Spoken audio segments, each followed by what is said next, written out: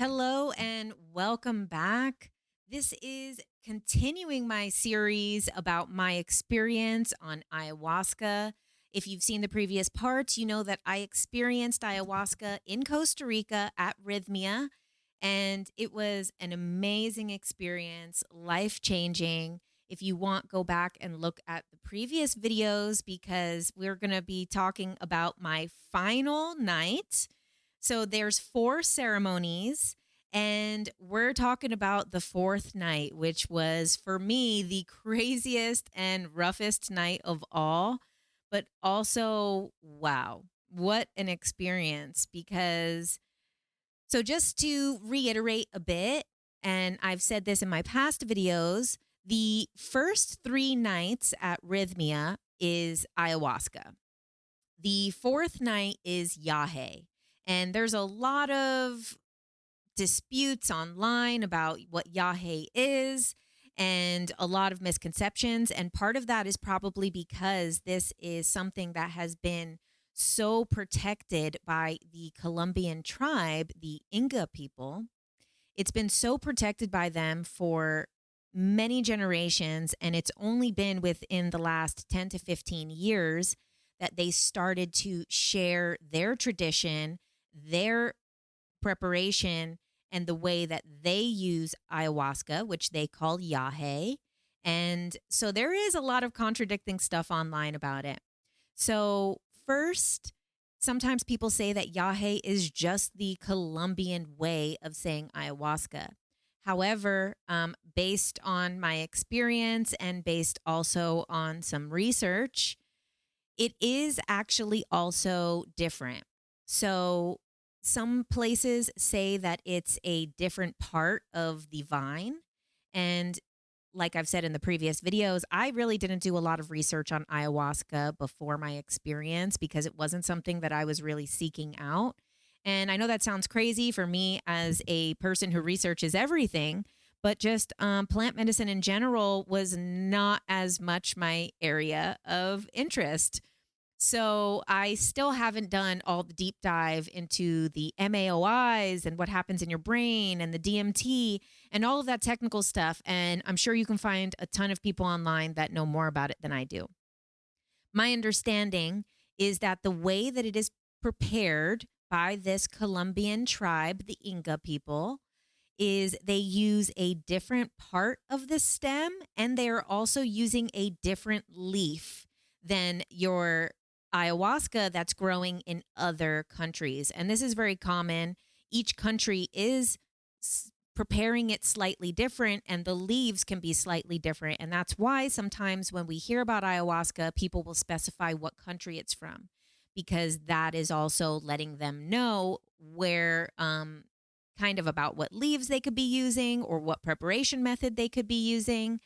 Now, also, as I stated in the previous videos, is because this is such a protected tradition, and this is so protected more than more traditional forms of ayahuasca, because, you know, the political situation in Colombia has led a lot of the tribal people to need to be this protected and closed off and having this as a closed practice.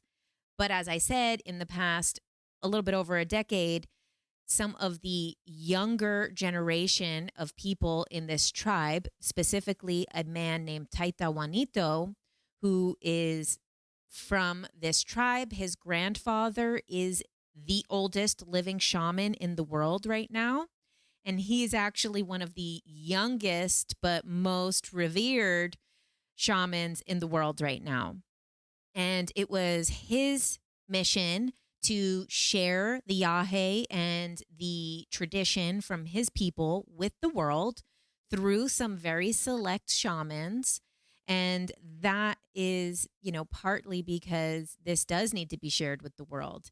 If it's only kept for them at this time, then there might not be a habitat for this in the future. And the Western world does need access to this medicine because it is life changing. I'm completely changed. I feel like I didn't even know this type of healing was possible. And you can watch my previous videos. And I went through huge transformation on my first 3 nights of ayahuasca. Now, on the fourth night, what makes it a bit different is Yagé is not only a special brew, a much thicker, a little harder to get down brew, stronger tasting brew, but it also, the way that the ceremony is held is very different. So, one of the biggest things that differentiates it from the other ceremonies, and I know sometimes this is the practice in other types of ayahuasca, but in the Yahe, it is a strict rule about. So, basically, the story that we were told by one of the shamans is that a long, long time ago in the tribe, that when Yahe was given to women, it would have almost no effect on them. But when it was given to men, it would have this extreme psychedelic healing effect. And they found out that this is because women at the time, many, many generations ago, were so in tuned with Mother Earth that actually it didn't affect them. And now, over the years, as women have become less connected with nature, even within their tribe, it's just been a natural progression of the planet. Now there is certain things that need to be implemented, and this probably was implemented back then, but it's very specific. So if a woman is menstruating, she's on her moon, she's on her period, she's not allowed to partake in the Yahe ceremony. And this isn't because of some impurity. This isn't because of some, uh, misogynistic type of belief, but they say it's actually because it disrupts the shaman. Because they say, okay, so ayahuasca is already a purging experience, and there's many ways you purge. It could be through vomiting, or it could be through going to the bathroom, but it also could be through crying. It can be through laughing. It could be through yawning. There's many different ways that you purge. And having your moon cycle is a natural purge that women have monthly. We do have this type of natural cyclical purge. And you guys who already follow me know that I created the moon book, which I don't have a copy of right now near me. And you know that this is something, a workbook that I created to, make the most out of your menstruation and to use your menstruation to plan your life, to manifest your life, because we live on a 28-day cycle as women, even though our world is designed around the 24-hour cycle of men's hormonal cycles.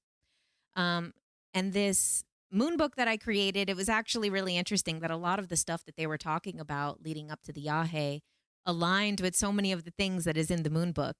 And that said, because a period cycle is such a strong purge, the Yahe and the menstrual cycle is too strong on the woman, first and foremost, but it also can disrupt the shaman's connection and intuitive senses. And at Rythmia, when I was booking, I was already informed of that. So I knew to use my moon book to plan which week was actually the right week for me to attend. However, there was other people there who did get their cycle while they were there, and they did a separate ceremony for them without any plant medicine, at least to my knowledge. I didn't really know what it was, but they did a moon cycle with them. So they did in another part of the property, they did a separate cycle for anyone that was menstruating. Now, another crazy thing about this is that the Yahe can also cause you to spontaneously get your menstrual cycle. I had a feeling this was going to happen to me. It did not happen to me, but I was almost convinced during my ceremony that this was going to happen to me because of the effects that I was having. I thought it was coming. I thought it was coming 2 weeks early, and I wouldn't have been surprised based on what I experienced. So, as I've been alluding to up in these past several videos, is I lost my fucking mind on Yahe. And it is way more intense than the regular ayahuasca. So I was lucky enough to be able to experience this with a shaman named Mitra. And as I've already said in some of the past videos, that I was in a group of about 40 people, and we had Mitra.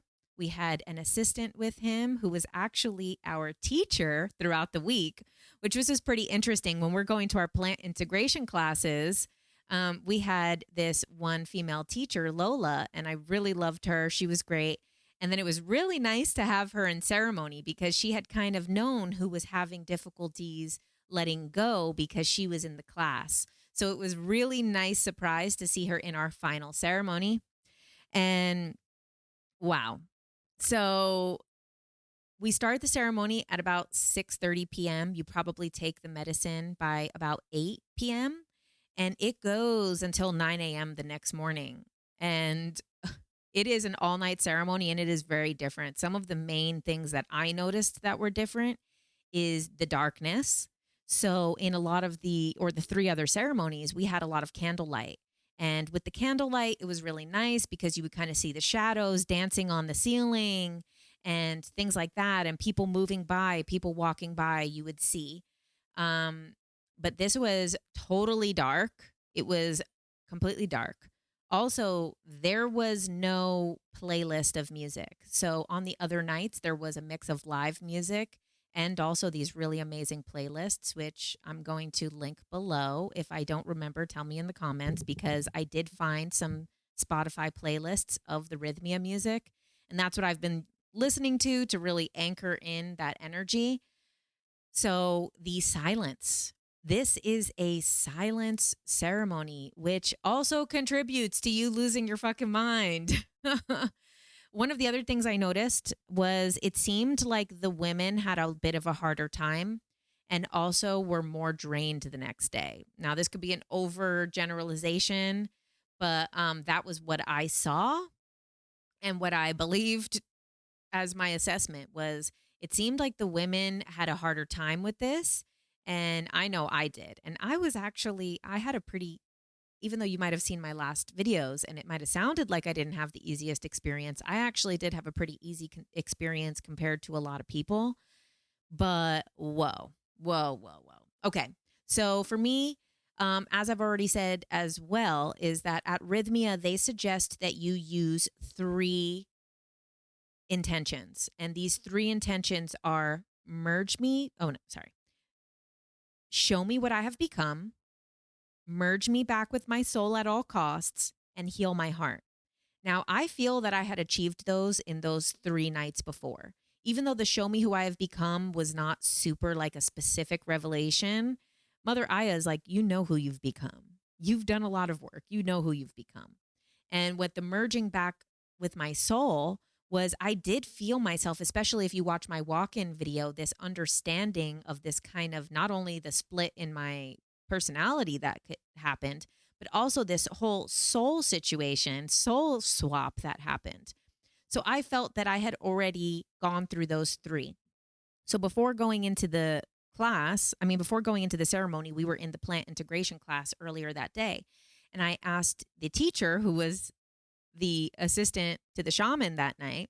And in total, there was about 12 helpers. So there was plenty of people to help each person, even though shit goes down. Shit goes down for this Yagé ceremony. A lot of these times when you hear people talking bad about Rythmia, it was on that 4th night. It was that 4th night that took them down. Because I've even seen some of these bad reviews where people are like, I've done ayahuasca 26 times, but on that 4th night of Yagé. So it is not easy. And also for being so new to the medicine altogether, it does really rock you. And I had asked her in the class earlier that day, so what if we feel like we've already done the 3 intentions? What do we ask? And so they have 2 additional intentions, which are, what am I being called to do? And who am I being called to be? Okay. So I was actually kind of scared of this one. I wasn't scared of the others, but I was a little scared that what I was being called to do is to be one of these people. I don't want to be one of these people who helps the shaman and takes the medicine 2 times a week and wrangles these people and helps them as they're going down. So that was my biggest fear going into it. I was like, oh my God, please, Mother Aya, please don't tell me that what I'm being called to do is this, because I am scared. The last thing I want to do is this. I want to help people in different ways. Please, Mother Aya, don't show me that. So for me, every single night, the Yagé and the regular ayahuasca, it hit me quick. It always hit me really quick. But that's just how I am in general, which is why I don't like to do a lot of stuff. You know, I don't really like to drink liquor or anything like that because it hits me too quick. And so doing that Yagé on that fourth night, it really did hit me fast. And it was way harder to get down. It was way thicker. It was way darker. It was the taste was stronger. It was a lot. And also the fact that this was primarily a silent ceremony was also a really interesting experience. So, right when the medicine starts kicking in, she shows me what I'm being called to do, which is no surprise to me because ever since I was a little kid, I always wanted to be a writer, director of movies. I also wanted to be the producer, editor, this, that, which is basically what I'm doing anyway. I have to do it all myself. But so that was like my dream as a child. And, you know, just as a very brief background, when I was 17 years old, I wanted to go to film school. I didn't even want to finish my senior year of high school. I was like, Mom, I'm not going to finish high school. I'm going to go to film school. So we went to like, you know, like a trade school because, you know, we couldn't afford to go to like a college or university and nor did I want to. I'm not going to take another math class ever again in my life after I was 17 years old. Are you kidding me? And so I was like, okay, we're going to go to films. I'm going to go to film school. I remember I actually got accepted before my senior year, which, you know, in these trade schools, these like trade art schools, you know, but they're still trade schools because they're only about a year program. And I had gotten accepted, but then I couldn't get a loan. So, you know, with my mom's financial situation, being a single parent, and also it being an art school, we couldn't get the approved for a loan. So instead, I ended up living a whole crazy life, which you guys will hear about in my book when I'm ready to share the stuff that happened in my life during that time. But I had kind of given up a little bit on that dream, even though I really still wanted to be a writer and director. I still was like, you know, wow, I mean, I don't have $50,000. So basically, a few years later, I had ended up falling in love with, you know, someone who is now one of my best friends, but was my ex-boyfriend, is my ex-boyfriend.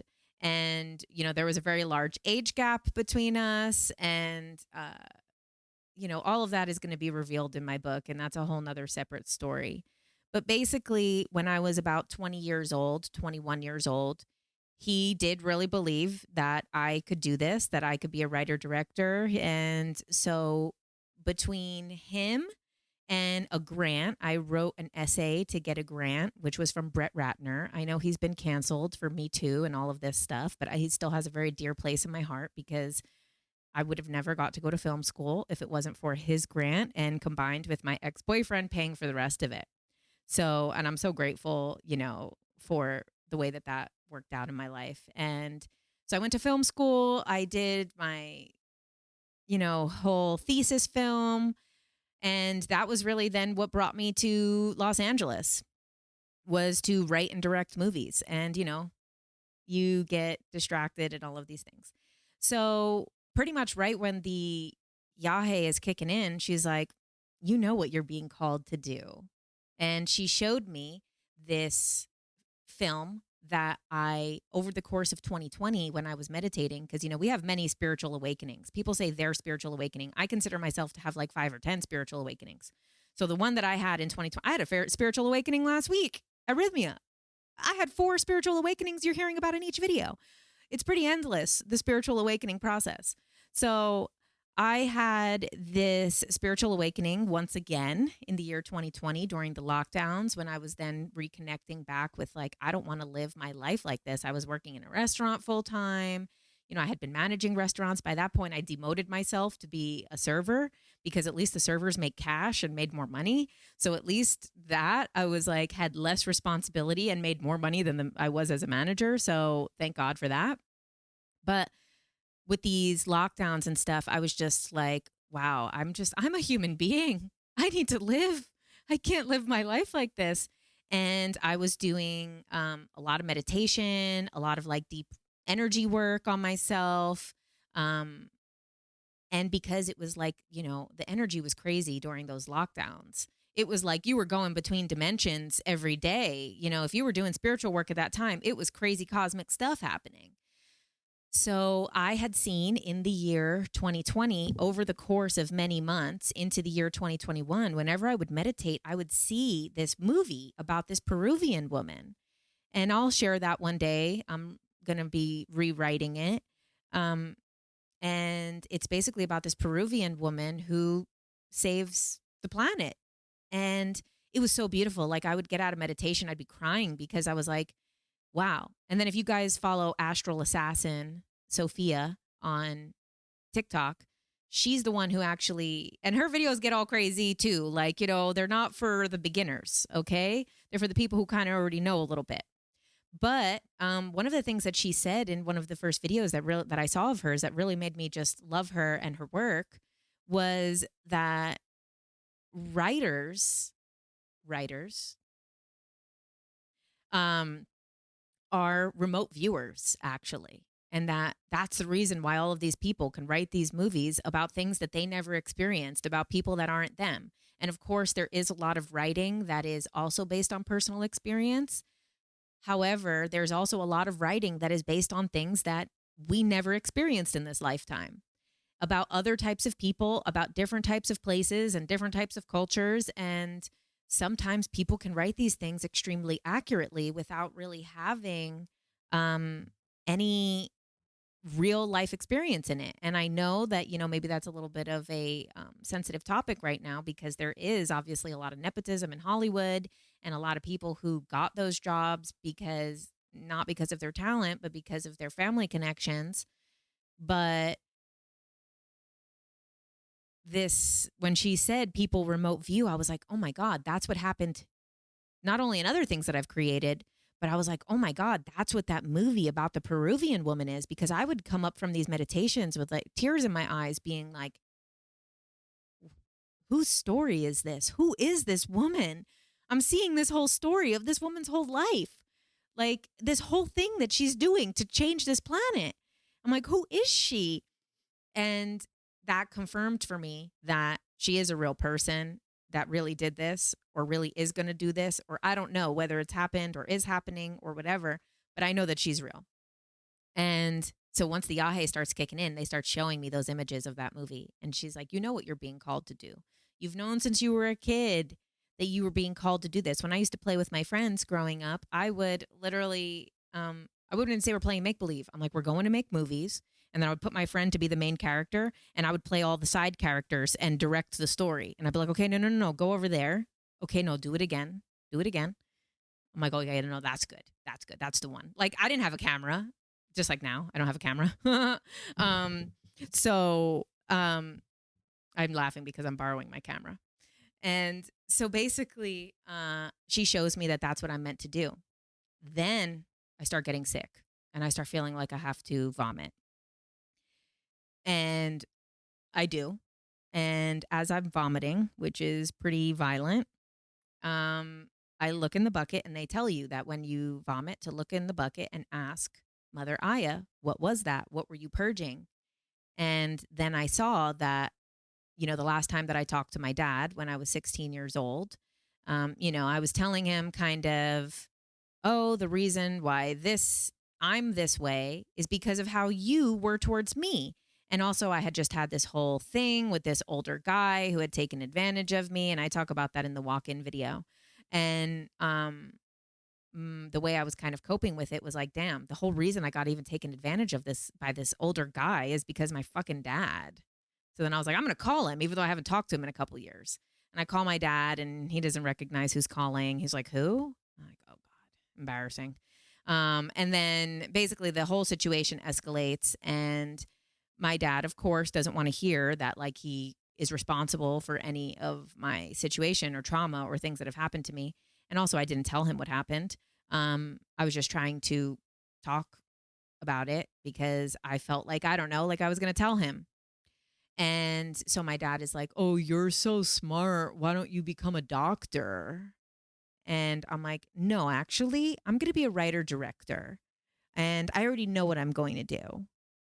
And my dad then is like, "Oh, really? Can I go to the Oscars with you? Can I go on the red carpet with you?" And I was like, "No, you'll never see me again. What don't you fucking understand? I hate you." And, that was our last conversation.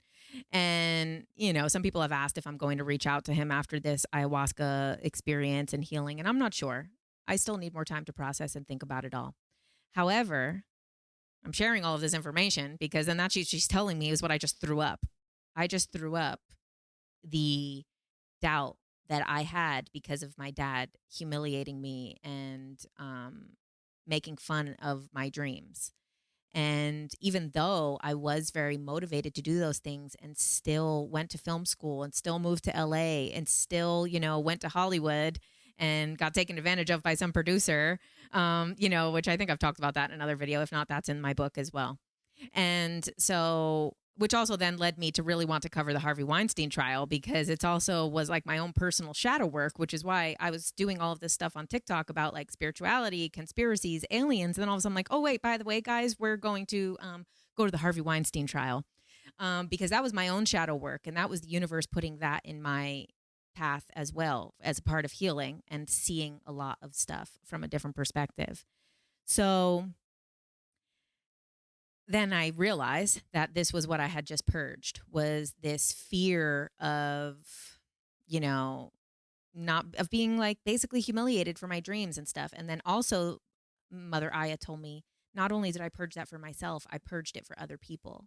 And she also said that I purged it for my own father because my father, one of his wounds is that his mom didn't sign the papers for him to play football. So by him not getting to like live his dream, he went out of his way to make sure that none of his children would dare live their dream. I know, terrible generational curse. It really is. Everyone is so textbook and we really are just all the same. Because I'm sure so many people watching have a very similar type of story, maybe in a different field or with a different thing. But I'm sure so many people have the same thing, that the parent's biggest wound is the thing that they actually also inflicted on you. So then I was feeling pretty good because then Mother Aya tells me, fuck the Oscars. And she's like, and you know what else you're being called to do? You're not only being called to write that movie and movies in general.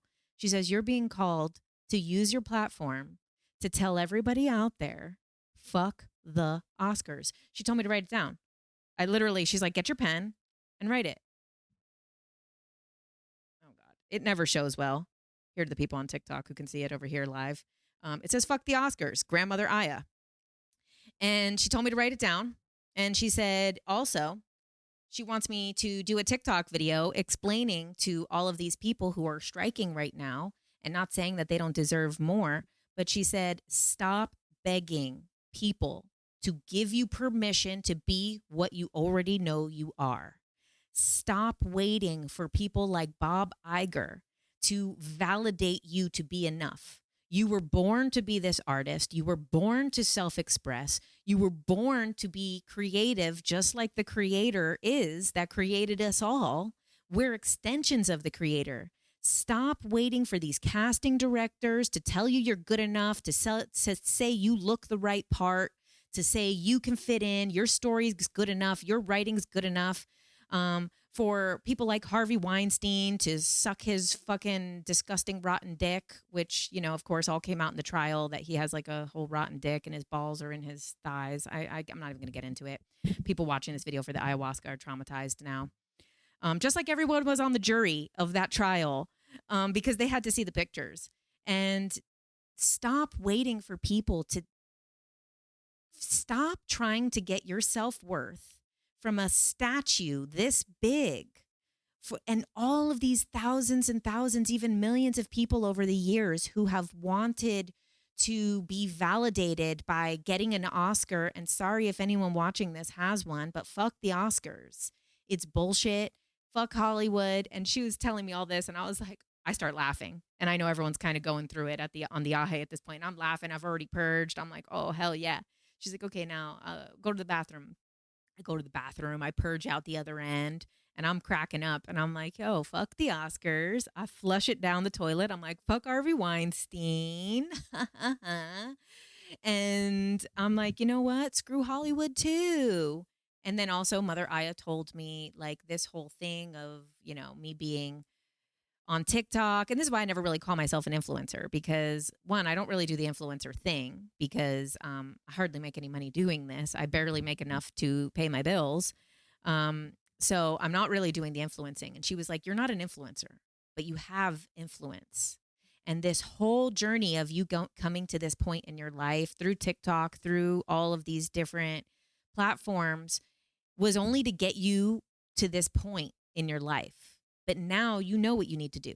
What you've always wanted to do is you want to write and direct those movies, make those movies. And she told me, so then she's like, go outside. So I go outside and I go to the fire and I'm looking into the fire and I'm like, wow, Hollywood is done. It's done. These strikes, they're not going to go the way that people want because it's done, and it's up to those individuals. It's up to those actors. It's up to those writers. It's up to those people to take their power back and to start expressing themselves on their own terms and stop waiting for people to tell them that they're good enough, that they're worthy enough. And I was like, oh yeah. So I'm looking into the fire and I'm like looking like a crazy person, like with like flames in my eyes, like reflecting in my eyeballs. And I'm like, oh my God, I'm watching Hollywood get incinerated in this fire. And then Mother Aya's telling me, she's like, this is why you live in Hollywood. This is why you've been living in Hollywood for so long. You've been in Hollywood for over 10 years because you need to fuck Hollywood from the inside. I was like, oh, Mother Aya, thanks. And I'm like, you know what, universe, thanks for sending me all the way to this planet to fuck Hollywood from the inside out. And also telling me that this is why. This is part of the reason why your dad humiliated you that day, so that you would try for your life to build this career to one day rub in his face and be like, oh, I'll take you to the Oscars. No, you don't get to go. Here's my Oscar. She's like, no, everything is in divine order. She said these things like that we call synchronicities or divine timing or any of it. She's like, these are not orchestrated. This is the natural order of life. When these bad things happen, when someone diminished your dreams, that is actually meant to happen. Maybe they weren't doing it from that right place at that time, but we're all part of this whole. And she said, and we're going to get into that because I lose my mind about that later on the second cup of Yagé. The first cup, I was having a good time. I was feeling real strong. I'm like, oh, okay, fuck the Oscars. I got this. But when we get into the second cup, that's when I really lose my mind and go completely cuckoo. So I'm like, damn, they sent me all the way here and made my dad literally humiliate me on that day so that I could have the power to do this, so that I could build all of this and build a platform and I could do this. I'm like, oh, right. Hell yeah. And she's like, and Hollywood's not going to produce your movie. You're not even going to ask them because you don't even want it. Screw him. I'm like, oh, okay, good. She kind of showed me one of the independent studios that was an option, not saying that that's what will happen, but she showed me Angel Studios, which is the studio that did Sound of Freedom. And, maybe that was just a representation of kind of the new things that are coming in entertainment, or maybe it is someone that I will work with one day. I'm open to whatever. And so then too, I'm staring into the flames like, burn. And one of the guys, because, all of the helpers are also on the medicine, so they're very in tune. He comes over and he throws a big thing into the fire and it goes higher. And I'm like, yes, yes. And I go back inside onto my mattress and I'm like, ha, ha, ha, la, la, la. And Mother Aya tells me to go to the bathroom. And I'm like, okay, I only have to pee, but okay. And then I'm like walking to the bathroom and I'm like, oh no, does that mean the second cup is coming? Oh no, I'm having a good time. So then I go to the bathroom, come out, And they say, we are now serving the second cup. I was literally just walking out the bathroom. I didn't even make it back to my mattress. And I'm like, damn, oh, damn, I don't know if I can get another one of these down. And so I get my cup and I'm on the line and I'm like literally like, because I know it's going to be rough. I'm still, kind of recovering from the first one, even though I'm having a great time and feeling real confident. And so also I do my cup, my second cup. And so now I've already gotten the message of what I'm being called to do. Now, what am I being called to be? I still needed the answer of. And of course, yes, writer director. But what I feel is that Mother Aya wanted to tell me something even bigger than that. So then I take the second cup and it goes down even harder than the first one. It's like, now I hear a lot of other people around like opening their water bottles and swishing their mouth and spitting out. And I also hear a lot of people drinking water. They say you're not allowed to drink water during the ceremony until it's completely over because they say that the water can kind of ferment some of the medicine in your stomach and it can cause you to maybe have more nausea or more purging. So, I mean, I like to listen to the rules, especially in that type of circumstance. So I take the second cup and it's even harder and it's so thick. It's so much more thick than the other ayahuasca that we had that it like coats your whole mouth. And they also tell you to sit up for the first 20 minutes if you can before laying back down so that you can kind of make sure it gets down out of your like esophagus and everything and you're less likely to purge that quickly. So I'm sitting there and letting the second cup go down and I hear in my head Mother Aya saying like, okay, now gather it from your mouth because I felt it on my teeth. I felt it all over my mouth and I was like, and I'm gathering it. There's a lot of like spit in my mouth and I'm going to like, I think I'm going to go spit it out in the bucket. And she's like, no, swallow it. I was like, Mother Aya, why? I don't want to. And she's like, you're brave. You're strong. You can do it. Swallow it. I was like, ugh. And then shortly after, that second cup starts kicking hard. And I start feeling really sick and I start feeling like, oh no. And also, mind you, in the background, my friend Chelsea, who actually designed all three of these necklaces, she made these necklaces for me. I'll link her Etsy shop below. She's incredible. I love her so much. And I'll also link the video of me and her talking about her experiences. And the medicine was telling me, now, if you want, you can take Chelsea's doubt too, because you're purging your doubt. You could take Chelsea's also. So I literally have a message here that says, like, dear Chelsea, our stomach is grumbling and we are waiting for you to give your doubt. Yeah. Are you ready? And what was crazy is she said the next day she woke up, had a crazy meditation journey in the morning. All of her doubt had been removed from her. And I was like, dude, I literally shat your doubt out last night. And Mother Aya took it from you and gave it to me for me to purge for you. So there I am. The second cup's kicking in and I'm feeling pretty confident because I just incinerated Hollywood. I just got rid of my doubt, my dad's doubt. I just got rid of the doubt of all of these actors who are willing to step into their power. I just incinerated Hollywood. I'm like, Bob Iger doesn't even make it to my shit list. That's how insignificant that dude is. And I'm like, I'm flying high. I'm like, okay, yeah, Mother Aya told me to swallow it. I swallowed it. I'm tough. I'm strong. I got this. Even though the night before was a divine feminine night, she was reminding me, she's like, you're still your warrior sense. You still have your divine masculinity as well as your primary energy. So, she's like, you're a fighter. You're here to fight also for others. And I'm like, yeah, I got this. So I'm starting to feel really nauseous though. And she's like, will you purge for the others? And I was like, sure. Why not? Now I'm so strong. So I get on my all fours. I get a little bit out. I get a little bit more. And she's telling me I need to purge for the stubborn ones. Now, there was some people in our group who were holding back, who weren't letting go. There was a couple of people who, even after the 3 nights of ceremony, and, there's a lot of reasons, and I'm not judging any of their experiences or going to narrate any of their experiences. But that's the message that she was giving me at that time. And she was saying, you need to purge for the stubborn ones that are here right now. And I was thinking of a couple of them in my mind. the people who were really like kind of not letting go. And so I was like, okay, I'll purge for them. I'll do it. I'm fine. I've already gotten so much out of this experience. It's if Mother Aya wants to work through my body, then she can. And so that third time I go to purge, I'm like, I can't get it out, but it needs to come out so bad. And I can feel their stubbornness. And I start getting really frustrated. I'm like, oh, fuckers. Come on, stop being stubborn, fuckers. Oh, you're hurting me. And then I really start to lose it. The Yagé is kicking in so hard. And it's physically like all the nights were physically painful because, like I said, they were working on my body. But oh my God, I start like trying to, and I can't get it out and it won't come up. And I just feel like their stubbornness is stuck inside of me now. And then so I see the teacher walking by, Lola, who was doing our plant integration class. And like, this is what I mean is like, because these people are on the medicine, they are right there when you need them. They are right at the spot where you need them. There are some people who have resistance to asking for help. I am one of them.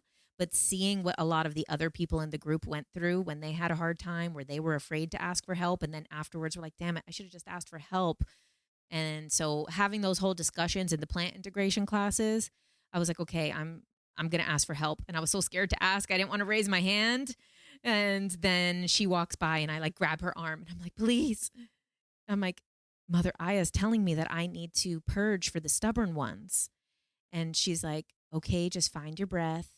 And they always say find your breath because they take also on top of the ayahuasca, they do take some hape and they also take this green powder. I'm not really sure what it is, but the green powder also helps them to stay pretty neutral. So when they're giving you advice or comfort, it's nothing coming from themselves. It is only the what the medicine is was allowing them to tell you. So the medicine is only very neutral of saying like, find your breath. That's all, the only way. Every time you're having a hard time on ayahuasca, please remember this. You need to find your breath. You need to slow down and breathe because it is the only thing. Every single time when I was struggling, every single time when I was in pain, every single time when I was having bad thoughts or rough time, if you find your breath, I know it sounds repetitive, especially if you're scared and you keep asking for help and everyone keeps saying to find your breath. I know that's frustrating, but literally it also works. So she's like, find your breath. I'm like, okay. I got it. All right. Yes. And I'd start doing my like breath work because they teach you that. And I'm like, okay. But then it like is roaring through my body. Like it's literally like it needs to come out. And I feel their stubbornness like inside of my body and it needs to get out. And like, I can't even help it. I start screaming. I literally start screaming. I'm like, please, guys, please stop being stubborn. Please. And I start losing it. I literally start losing it. Like full blown loony bin. I'm like, please stop. Stop being stubborn. Just let go. Like, look what you're doing to me. But it was feeling so horrible. Like it felt like stuff was underneath my skin. It felt so horrible. And so they come over, the teacher and also the main shaman, Mitra. They come over and it's full blown exorcism. And I'm not saying exorcism in the traditional Christian Catholic sense. I'm saying it just because I don't know what else to call this. It is a healing, but it's more than a damn healing. It's like an exorcism. So they're, fanning me with the palms. They're singing the chants over me. They're putting the oils on my body. They're spitting the Florida water on me. They're like saying the chants. They're like, and she's like telling me, she's holding my hand and she's like, breathe. And then I would go to breathe and I'd be like, I won't let go. And it was like so dramatic. Like I literally in a million years would be so humiliated by this experience if we hadn't all, the 40 of us, all been through it for these days and everyone has kind of had their moments and everyone had their stuff.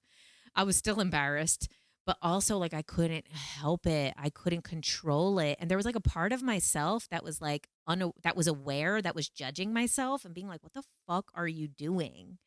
Like my ego was like, Jen, oh my God, this is so embarrassing. What are you doing? But then also it was like uncontrollable. Like I couldn't stop being like, I was like, please, they're being stubborn. They're not letting go. Please. And they're like, shh, shh, shh, because it's also a silent ceremony. Mind you, there's no freaking music. So it's dead silent. And this is Costa Rica. This is not like LA silence. This is not like America silence. This is like silent silence. This is like being in the middle of nowhere. And I mean, I don't even know where in Costa Rica it was around us, but this is like, it was so silent. So I'm like literally screaming, like, oh, please, let go. And then like they'll like sing the songs and do the chants, and then I would feel comfortable. And then finally they got me calm again. And, you know, I'm covered in the Florida water and the oils and the bitter bath and the sweet bath and who knows what else. And I had like little cuts on my lip from they were fanning me so hard with the palms, and the palms really felt good. You can actually feel like the energy leaving with those palms. Like I felt it leaving my body. So it was like I didn't get to purge from vomiting. It was like the purge ended up happening in that super dramatic way. So then the shaman, he's speaking primarily in Spanish, and then he says in English, he says, and I could only like then start to tune back in because I was feeling comforted. So I was kind of in my mind. And then I heard him talking in English, and then I listened, and he was telling me, he said something along the lines of like, she can love and life is good. And that was the only two parts that I remembered that he said. And then, you know, the teacher, the woman who I was so grateful for, she's like, okay, but if you're going to have to be vocal, then we're going to have to bring you outside. And I was like, okay, I'll be quiet. And then I like roll over on my side and I'm like, ooh. So then I realized I couldn't be quiet. And that's when then I get up and I go to walk outside, and I'm kind of like, man, fuck these stubborn people. So then I'm walking out to the grass outside, and I'm wearing all white, by the way. And I just collapse into this wet grass. And now I'm just laying on this wet grass, like, just like I'm so burnt out and so messed up. And this is probably like only like 10 p.m. or something by this point. And we're going until 10 a.m. So like there was a lot left in this journey. And we're coming close on the hour, but this is just going to be longer than the hour. And so literally I'm like on the grass. And now this is when it starts getting real crazy. And I know this is what you guys all been waiting for. So on the grass, and the grass is all like perfectly trimmed. So it's a little spiky, you know, because they mow it and they take such like, it's so pristinely taken care of. It's pretty spiky because it's like freshly mowed or whatever. And so I'm on the grass, it's wet, and I am like not a nature person like that. I did also realize in those moments that part of the reason it was almost like there was like some type of part of myself that almost felt not worthy of the beauty of Mother Earth. And that was part of the reason why I didn't like nature. I thought it was because I didn't like to be uncomfortable. I didn't like to be dirty, but there was like this kind of inherent thing in me that felt like undeserving of it in a way. And so I'm on the grass and it's like stabbing me in the face. But what's crazy is I can see the grass, but my eyes are open and I see inside the maloca, inside the room. So I'm seeing outside and inside at the same time. Both places are stacked on top of each other. So I'm like, and then I'm like, hold on, wait. I'm outside, but I'm inside. And I'm just like rolling on the grass now. I'm like, wait, hold on. And I'm like touching the grass and I'm like, wait, why am I inside and why am I outside at the same time? How can I be inside and outside? But this is happening in my mind because I can barely talk. And I'm like, oh my God. I'm like, stop. You're outside. You're touching the grass. You can feel the grass. The grass is wet. The grass is real. And then I look and I'm like, but how am I inside? I was in both places at the same time. And this is when the insanity started really kicking in, where I really started to lose my mind because then I'm like, no. How? And I'm like, look. You can see the stars. I'm like, okay, you see the stars. You're outside. You're outside. And then I looked and I could see the beds inside. And I'm like, but how are the beds out here? The beds are inside. And I start like, and I'm like, no. And I'm like literally like rolling around, flipping on the grass, trying to like look in a direction where I could be just in one place. And I'm like, stop. No, no, no, no. No, I'm outside. I'm not inside. Stop. You're outside. So then I start really looking at the grass and I'm like, no, you're going to focus on the grass because you're outside. And I look at the grass and I'm like, okay, yes, I see the grass. I see the grass. Don't look up there because you're outside. Don't look up there. And I'm like, okay, okay. And then I look like further, like into like the distance, like, which would be like the horizon. It wasn't the horizon of the earth, but it was the horizon of like my point of view. And I like looked further out to the grass.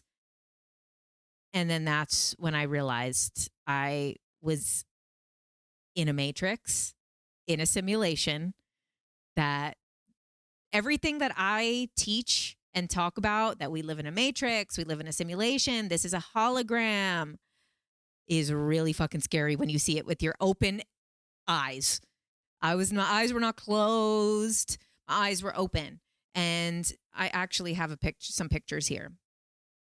Okay, so see this up here. Wrong side. See this, like these like kind of grid type stuff. And then like over here, some like grid type stuff. So this is like a toroidal shape. And then up, sorry, this is opposite. This, so like see these like lines, this like hologram type looking stuff. I was looking at the grass, but then I could see that the grass was actually just this hologram. So then I'm like, no, wait. And I look up and I see that it looks kind of like this, like kind of toroidal. Wait, I'm going in the wrong direction. This is embarrassing. This like toroidal type of like field, but like enclosed. So also then there's this. So I see myself in the middle of this. And then I'm not inside anymore. Now I'm only outside and in a hologram.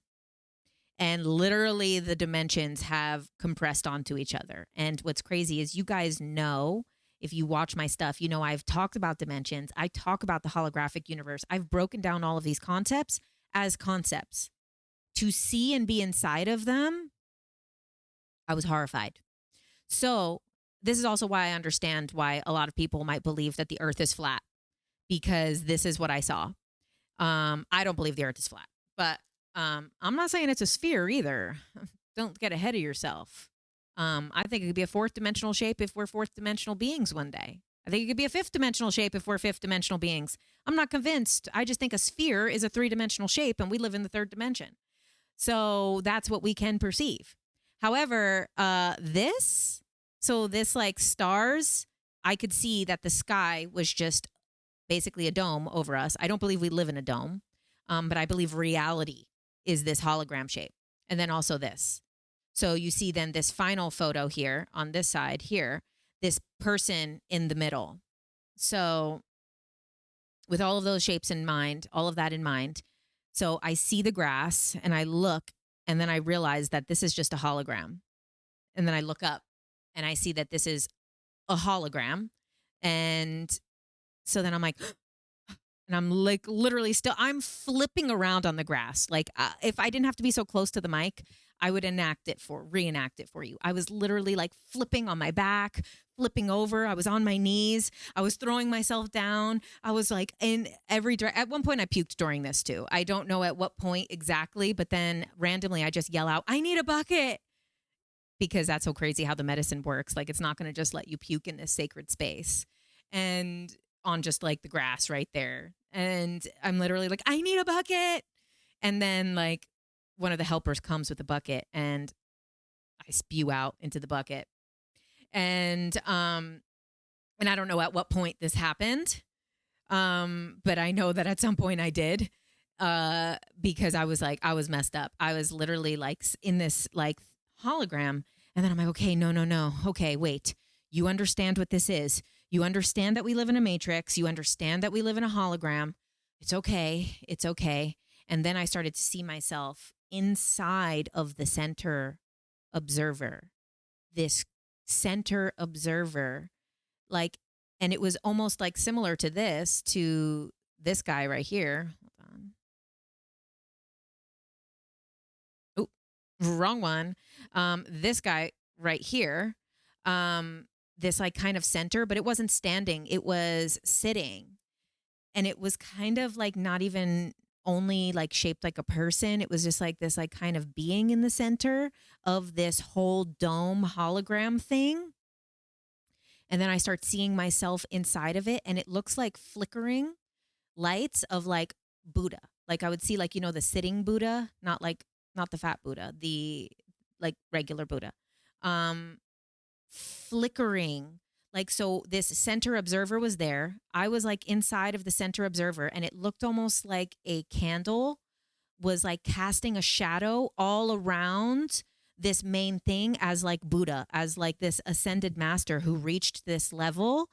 And he was like, the Buddha figure was like kneeling, sick, flickering around this main thing. And I'm still like rolling around, screaming, like, ah, ah, ah. And literally in all white, rolling on this wet grass. And then like it kind of like zeroes in, and I really like am inside this center being. And then I'm like, oh my God, we really are all one. It really is all just this, where this is everything. Everything is contained only to this space. There is no other space. This is the only space. Everywhere that I've ever been is inside of this space. Everywhere that I'm ever going to go is inside of this space. There's nothing outside of this space that we have access to. And then I hear like 10,000 whispers, not inside my head, with my actual ears, 10,000 whispers. And I'm like, oh my God. Like, I'm like, they're all around my head. And I'm like, oh my God. And I'm like turning around to try to like hear, because I feel like someone has to be out here. Somebody has to be like talking, because I'm still trying to rationalize this experience, because I'm seeing this hologram dome, but I'm still seeing like faintly Rythmia on the grass. But it's like very faint because I'm mostly inside of this hologram now. And I'm looking around to like kind of like, oh my God, what are these whispers? Like, who's out here? Is somebody out here? Please help. And so I'm like hearing like these 10,000 whispers, and it's like absolute insanity. This is what sometimes people experience in insanity. This is absolutely, now I know what people experience in insanity. Not every time, but sometimes, yes. Sometimes this is actually what they experience, because it is so freaking scary. And so then I'm hearing 10,000 whispers. And then I look over to the Maloka, to the room where all of the people are still in, or most of the people are still in. And I'm starting to see the different people in the room. The people who were being stubborn, the people who were going all in, the people who were dealing with this, the people who were dealing with that, the people who were experiencing this, the ones who were kind of breaking the rules a little bit, the ones who were being very quiet and to themselves. And I was like, oh my God, every single one of them is just teaching this being a different aspect of reality. All of us don't exist. And I'm like, I never existed. Oh my God, Jen never existed. None of us actually exist. We are just lessons that this being is experiencing. And I'm like, oh my God, oh my God. And then I forget who I am. Like, I start thinking about how we're all, like, it literally becomes so apparent that we're all one, that I then forget who I am. And I'm just like, oh my God, I never was anything.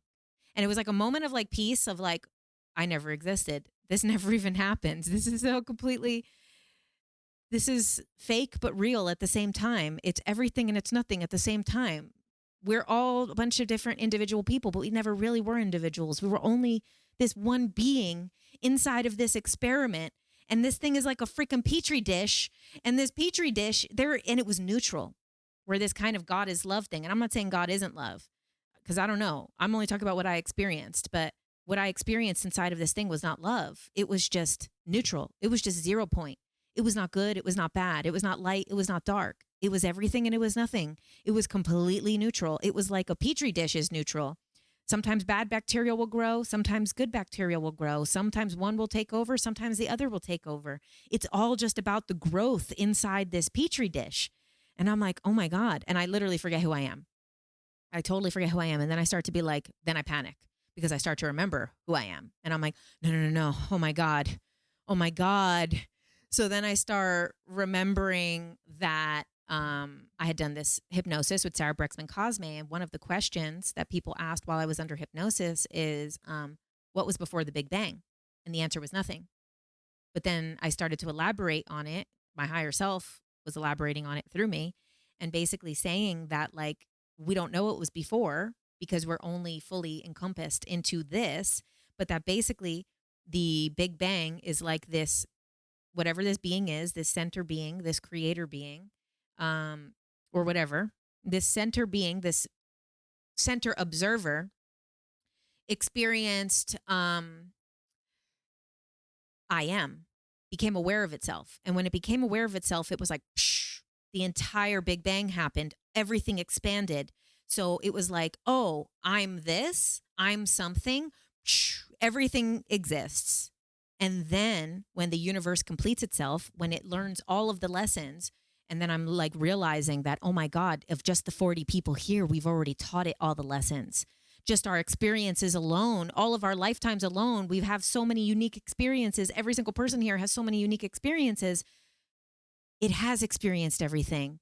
And I was like, and then so what happens is the opposite of the Big Bang. So the Big Bang is I am, and then it learns every single lesson, every single thing that we need to know. And then once it completes itself, it goes, and that's it. It's nothing again, but it's like a breath. So then it's like, but then that's the next lesson. So this happened maybe once before and completed. Happens a second time where we're learning duality. In this time, we're learning duality in this universe that we currently exist in. And then when we complete the lesson of duality, of separation of two, of that there's not two, that it is only one, and that the two are needed to have a better understanding of the one, then it will once again be like back to nothing. And then I don't know, maybe that breath will happen again, and that being will take another breath and learn a new lesson that is beyond what we can understand what's next, or beyond we can understand what was before this. So all of this is like literally going in my mind at like the craziest, like freaking fast pace within like seconds, it feels like, or I don't even know how long this whole experience was. And then I'm like, oh no, I just ended the universe. Oh my God, I just fucking figured this out from inside the creator. Oh my God, well, the observer.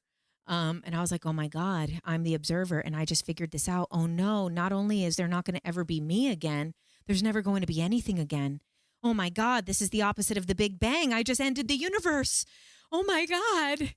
And then like, I'm like, oh, please, please, please, Mother Aya, please tell me if I ended the universe. Please, Mother Aya, tell me if I'm going to ever be Jen again. I wasn't done being Jen yet. I still had stuff to do. I still want to be Jen. Please. I was just healed. I wanted to live a healed life. I'm like, please, Mother Aya. And then I look at this tree and I'm like, I just stare at this tree and I'm like, please, Mother Aya, I need help. I need fucking help right now. I'm insane. And I'm so scared. And then I feel like this is the last moments before it just goes back into nothingness and we complete the whole universe, which, yeah, great, but I wasn't done. And I didn't think the creator was done either, but I guess we were. And then thank God, thank Mother Aya, thank the universe, thank the observer, thank it all. A guy comes over to me, one of the helpers, and he's like, sister, you're in a sacred space. And I'm like, please don't leave. I'm so scared. And I'm like, I'm trying to grab him. I'm like, please, let me touch you. Please, can I touch you? Please. I'm like, I'm so scared. And I'm like, am I? And I don't even know what I asked him. And he's like, sister, you're in a sacred space. Everything's okay. Things are going to go back after this. I was like, oh, okay. I'm going to be here after this. I get to exist after this. And he's like, sister, you need to find your breath and you need to connect with Mother Earth. And I'm like, okay. And I'm like, trying to like catch my breath. And he's like, sister, you're okay. I'm like, don't leave. Please stay. And like, they're very, they're not going to hug you and comfort you or anything like that. They're very like also detached. They're doing what they need to do. And it is with so much care and so much love. But also the medicine is working out this process inside of you. So he stands there, but he turns away from me, but he doesn't go out of my sight. And I'm like, okay. And then he's like, sister, please find your breath and connect with Mother Earth. And I'm like, okay. And I lay on the grass and I'm like, ooh. I'm like petting the grass. And and I'm like really trying hard. I'm like trying to do the breath work. And I start to feel calm again. And then I lay there for about 45 minutes to an hour. He walks away. I lay up there for about 45 minutes to an hour. Mind you, the next day I saw him. It's hard to identify the people the next day because they look different under the medicine. It's hard to tell who's who. They're not dressed in the ceremonial clothes the next day. So you might see them on the grounds, but the next day I did actually find him. And I'm so glad I did. And he was wearing a hat that said Hope Dealer. And I was like, oh God, you saved me. Can I hug you, please? So he was like, oh yeah, were you outside on the grass last night? I was like, yes, that was me. That was me. But okay, so then about 45 minutes later, and at this point, then I'm just like, I can't even tell you the amount of downloads. It was like every bit of download of everything. I was laying on the grass, looking up at the stars, and I was like, oh my God, everything is here. Everything is contained only into this place. And then I'm thinking how stupid it is that I have a car. I'm like, oh my God, how fucking dumb to have a car if everything is in this place. This is so stupid, the rules of being in this place. I'm like, this makes no sense. But whenever my thoughts would kind of get like derailed, whenever my thoughts would kind of feel like a bit off, I would realize I wasn't breathing. And then whenever I would take a breath, that it would become very aligned, and it would be like all these aligned downloads and all of this aligned information. But then when I would realize that I wasn't breathing, I was having weird thoughts, and I'd be like, oh no, I'd start to get scared again. And then I'd realize I wasn't breathing, or I was just like not breathing deep, or I was holding my breath or whatever. And whenever I would find myself holding my breath, I literally was having crazy thoughts. And it was so much. It was like, so then he comes back about like 45 minutes after he had left me to an hour. It felt like about that amount of time. And he's like, sister, do you need a pillow or a blanket or anything? And I was like, yes, please, a pillow. So then he comes back with 2 blankets. He puts one on the grass, and then I lay on it. And then he puts another blanket on top of me. And then he gives me the pillow, and he brings me a fresh bucket because I had thrown up in that one. He also gave me some water, and he said that I was allowed to swish out my mouth. And I wanted to drink it, and my mouth just literally spit it out. I wanted to swallow it. I was going to try to swallow it. I was like, fuck it, I don't care. I'm going to swallow this water. And it was like, I was like, okay, well, I'm not in control here. If I haven't learned that yet, I am not in freaking control. The Yagé is in control. So it was so aggressive. So then I'm laying there, and I was so comfortable. And so that I was there for about 4 or 5 hours, straight up 4 or 5 hours. I saw the moon come up, and the moon was a crescent. And so she was smiling. And so I saw the moon come up. I was seeing the stars move across the sky. Like, I was there for hours. And like I said, whenever I would realize that I would have thoughts that were like off or scary or something, I realized I wasn't breathing. So then I would take a breath. And then I remembered the first time I met Elizabeth April at her book signing in LA in 2021. She signed my book, and her thing says, just breathe, EA. And I was like, oh, wow. And I started remembering Elizabeth April talking about an ego death. And I was like, holy, wow, that's what I experienced, was an ego death. And then I was like, oh, shit. She told me to just breathe in that book 2 years ago. And that was advice for me today, right now. Oh, my goodness. Everything is happening in divine order. And so then the guy comes back to check on me again. And he's like, what healing group are you in? So there are healing circles, and they gave us numbers in the beginning of the ceremony, and my number was 2. So he's like, sister, what healing group are you in? And I was like, he's like, okay. And then he leaves. And then I'm like, psh, I am in healing group 2. This is the second rendition of the universe where we're experiencing reality. It really is. Every single thing is just perfectly aligned in every way. And then so I'm laying there and I'm looking up at the stars and I'm like, I remember. I remember. I remember. And I realized that the opposite of remembering is not to forget. The opposite of remembering is to dismember. We are the original observer in the center of this experiment, dismembered. We are dismembered from the original. And when we remember, it's not about remembering your soul's journey and all of your individual souls' past lives and all of this and that. When you actually remember, you've remembered back into, from being dismembered to remembered, back into the whole of oneness. And I'm there in the grass for hours. Like, I remember. I remember. And then I had a good laugh. I thought it was hilarious at one point. I was like, wow, that was freaking nuts. I can't believe I just went insane. I can't believe I just went insane right out here on the grass.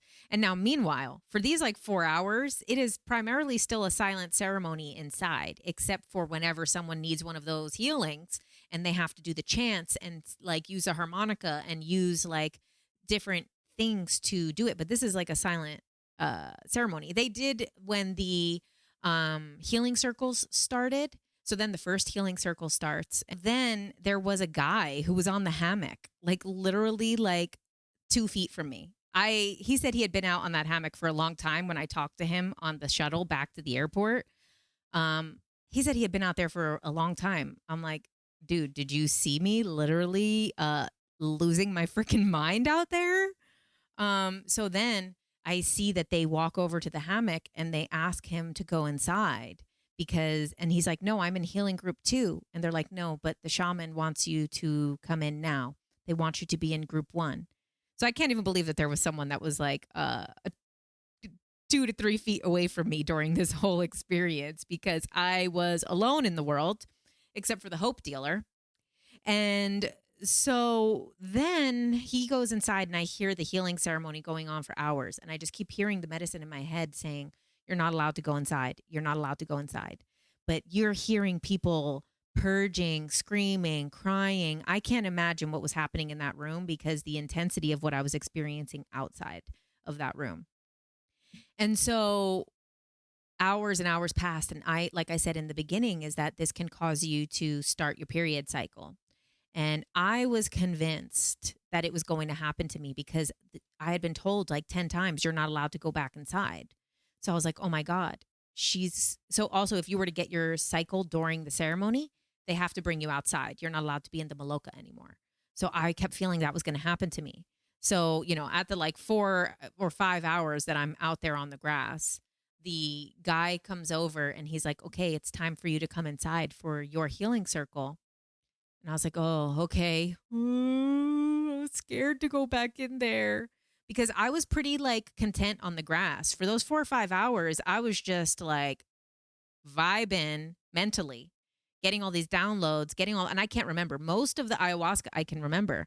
The stuff that happened in that period of time after I lost my mind is very difficult to remember. Hardly any of those the information that came through, except for the Elizabeth April thing, the remembering thing. Also, Chelsea had told me that she was going to give me her doubt, or I had, astrally communicated with her and told her to give it to me. So I knew I was still waiting for it. And I remember at one point when I was out in the grass, I was like, Chelsea, are you here? And then I saw a shooting star and I was like, oh, great. She's going to give me her doubt. And so I was kind of vibing and then it was time to go inside and then I was scared. So I go to the bathroom to make sure that, I haven't gotten my period or anything like that. And I didn't. So I was like, oh, I know I need the healing, but I'm also really scared. And I was so afraid to go back inside that room. And once I walked in, it was almost as if first of all, I was a newborn baby. I was literally healed in every way. I was completely reborn. I was completely brand new. I had only been, honestly, it felt like I'd only been born a couple hours before. And and I was on my mother's bosom of the grass of Mother Earth. And so I felt almost like a baby being taken from my mother's bosom and put into the nursery with a bunch of screaming, traumatized, crying babies. And not saying that they're babies, but like that's what I felt like. I felt like this traumatic experience. So I walk back in and immediately my nervous system is like shocked. I'm like, oh my God. My teeth are chattering like as if I'm freezing, but I wasn't cold. It was hot as all hell in Costa Rica. So like literally my jaw's chattering, my teeth are chattering, my hands are shaking. I'm like, oh my God. Oh my God. I'm so scared. And I have a blanket around me and I'm like literally walking in like a kid. And the guy who had been helping me, the hope dealer, he was like, 1 second, sister, I'm going to ask the shaman where to place you. I'm like, oh. And there was all things set up, like all pillows set up. And then I sit down on the one and they basically had me at one of the last positions. I was the last position, but then they put two people after a bit, they added two more people after me. So I was the third to last person of the whole thing, which was this healing circle went on for about 2 hours. And so it was 5 rounds of healing. So first a woman came around on our end. So the shaman started on one side and then one of the women shamans started on the other side. So I started first with the woman and she goes around the circle and takes a moment with each person and then does a healing on them. And these are like all like intense healings. These are intense. You feel stuff happening. Like you really do. So when she got to me, she's like, sister, how are you? And I'm like, my nervous system is in complete shock. I feel traumatized from what I saw outside. I was everything. I was nothing. My body's shaking. I am so scared. And she's like, okay. She's like, breathe. I'm like, okay, right. That always does help when I do that. And she's like, okay. And you need to remember that your body is not a machine. This is a humbling experience. All of that information coming into your vessel is a humbling experience so that you need to have patience with your body. You need to be humble with your body. You need to not treat it like a machine anymore. You think you can go, go, go. This is telling you to slow down. I was like, okay, that was good. I get that. She did the healing on me. I felt better.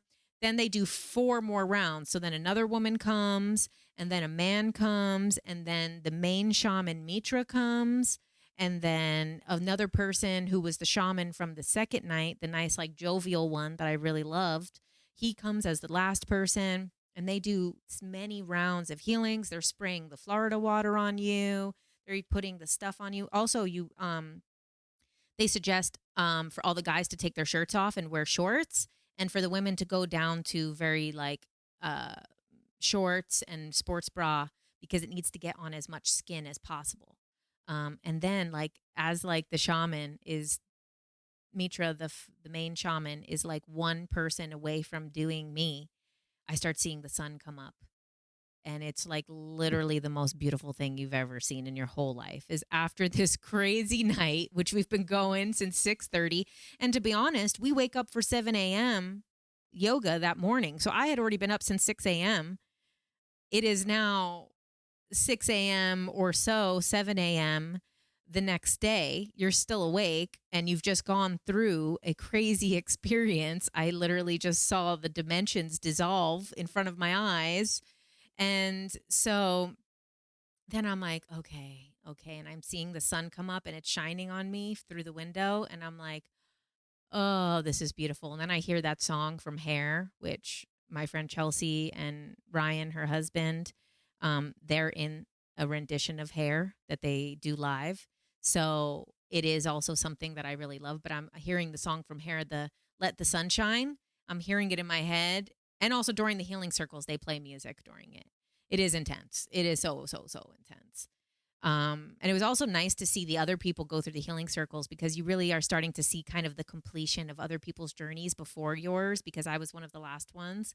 So I was like seeing all of these people who I had been like rooting for and praying for, and some people who I'm like, I really hope they have their good night tonight. So it was nice to see them do their healings also. And the sun's coming up, and I'm like, oh my God, this is there. It's a new day. It's a new day. And then we get to, they finish me, and then I can leave the circle. And there's only 2 people left after me. And I just like go outside. I'm in my bra and my underwear. I got my alien socks on, and I just like coming out, and I'm like, we're all hugging everyone. Everyone's like, I love you. I'm so proud of you. Everyone's like embracing each other. Um, Everyone put their clothes back on, mostly, except for me. And then one of the women, one of the helpers, she's like, sister, I got a message for you, but please don't take it personal. She's like, can you put clothes on? I was like, oh, yeah, thanks. Sure, no problem. I go and put the clothes on, and literally my energy goes, and then I'm done. I'm so done. I literally felt like the sun was so bright, the sounds were so much. My skin felt brand new. I felt like a brand new baby who, like, I just maxed out all of my couple of hours of energy before I need a nap again. And I couldn't fully fall asleep because there's still so much going on, like mentally and in the room. And then I put on an eye mask, and I just literally just lay there for, I don't know, the next hour. They say that then the shaman needs about 30 minutes to come down from the experience. And then he does a blessing. So then he puts out a blanket, and anyone who wants to have any crystals or necklaces or jewelry or items that they want blessed, you can place it on the blanket, and he does a blessing over them. So I did that with one of my necklaces, and then put it on. And then I was just burnt out, wiped out, like, and then I was like really crashing hard. So then the ceremony's over, and it goes straight into breakfast. It goes straight into breakfast, and then straight from breakfast, it goes into the final class, the closing class, which is crazy.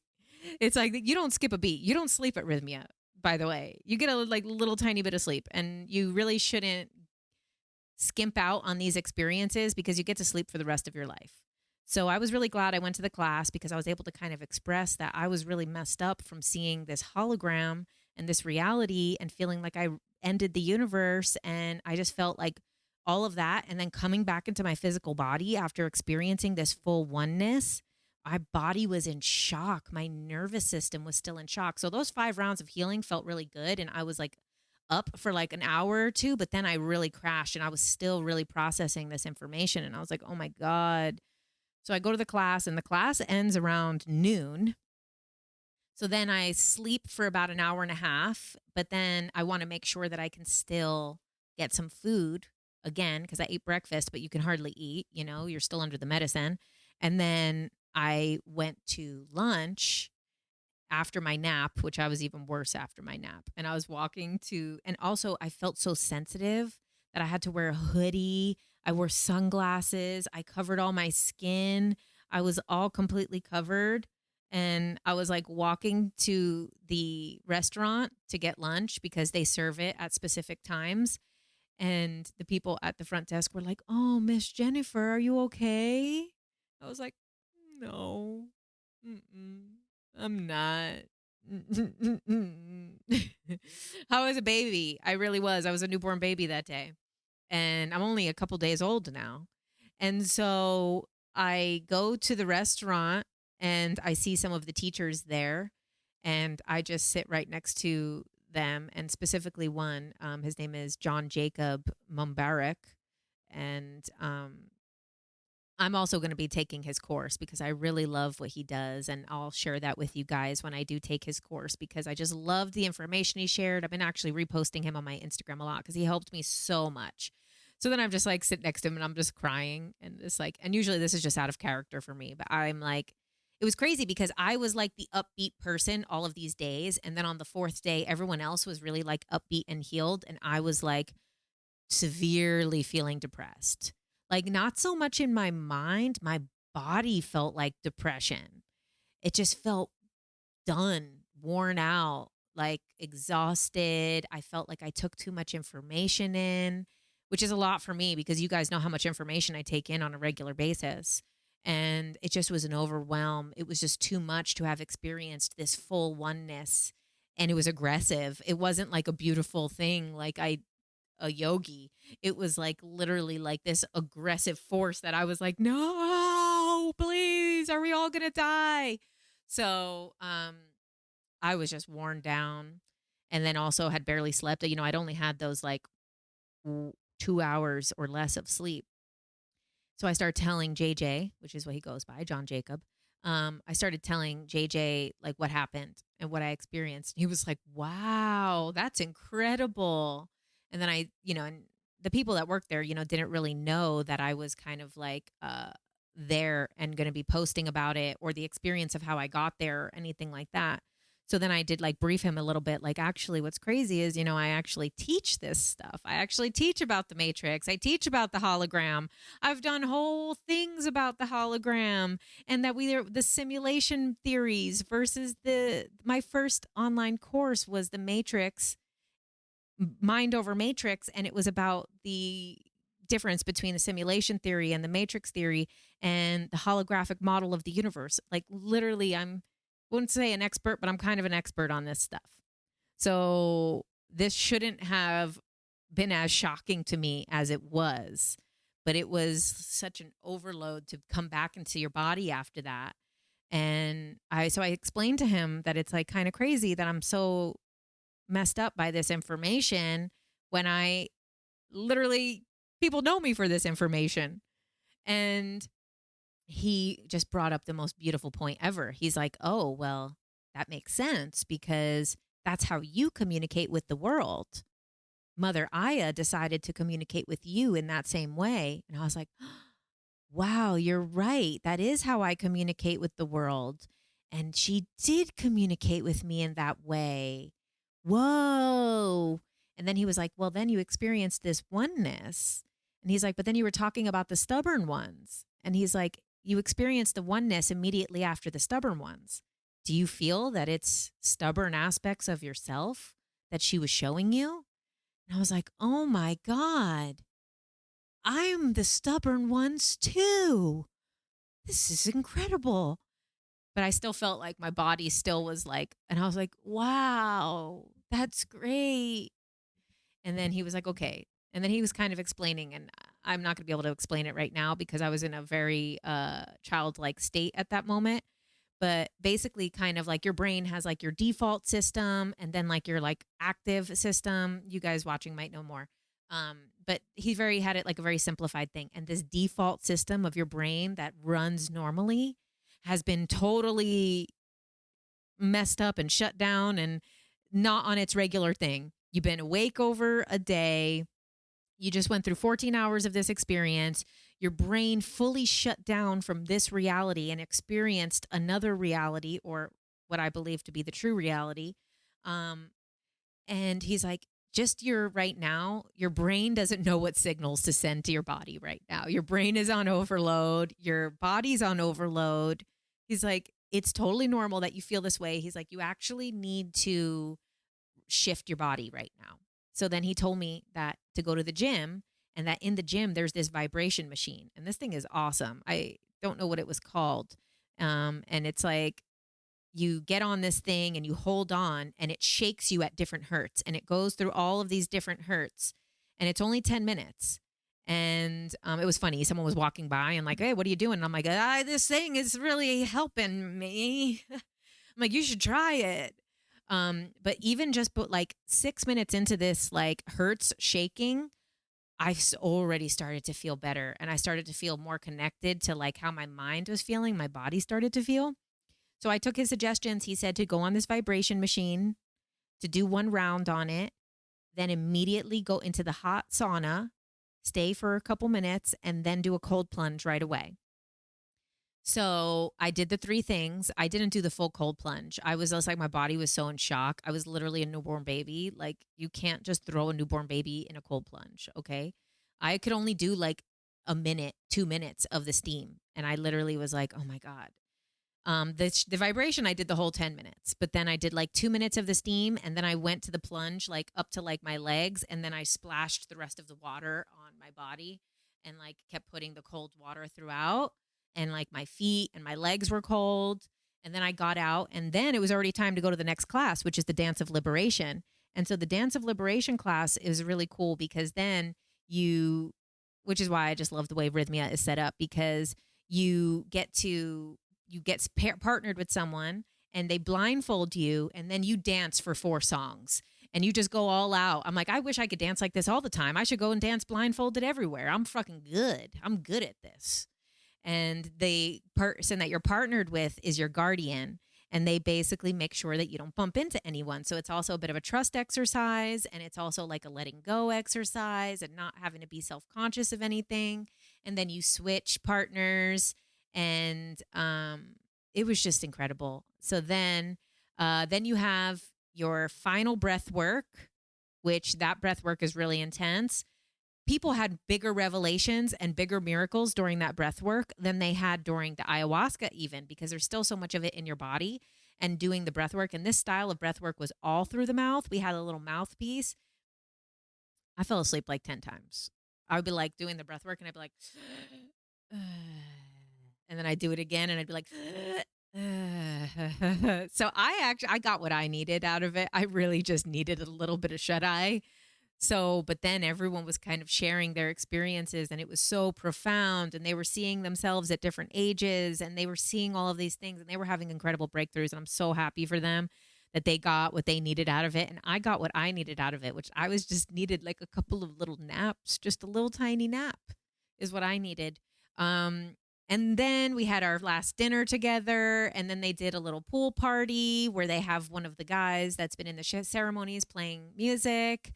Then he goes and plays live music by the pool. And it was just a really awesome thing. Not everybody came, but a lot of people did. And it was just nice for everyone to kind of like, and by this point, no one has even asked each other, like, what do you do for a living, or anything. So then we kind of start getting to know each other and start sharing Instagrams and phone numbers because we just haven't really had our phones for the whole time. And then that was kind of our last night. And then I left the next morning. So that was my last night of my ayahuasca ceremony. And actually, I know it's 2 nights, but I didn't sleep, so it's 1 day for me. But it was 2 days. It was Thursday and Friday, and then I left Saturday morning. And then coming back Saturday night, I landed Saturday night back in LA. The horror. And I live near Hollywood Boulevard. The horror of coming from that experience to Hollywood Boulevard on a Saturday night. I was in the Uber. Well, I was in a taxi because I thought that would be a better idea, but then it wasn't. I should have just done the Uber. But anyway, I was like, we were like driving past the Pantages and there was all drunk people outside. And then like my building, I live in like a building with like a lot of young people, a lot of influencers, a lot of stuff like that. So like literally I heard people in the hallway, people outside partying. I was like, I came into my apartment. I was so scared.